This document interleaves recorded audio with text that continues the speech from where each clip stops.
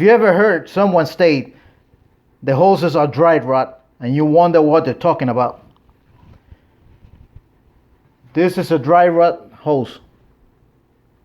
Starts deteriorating from the outside in.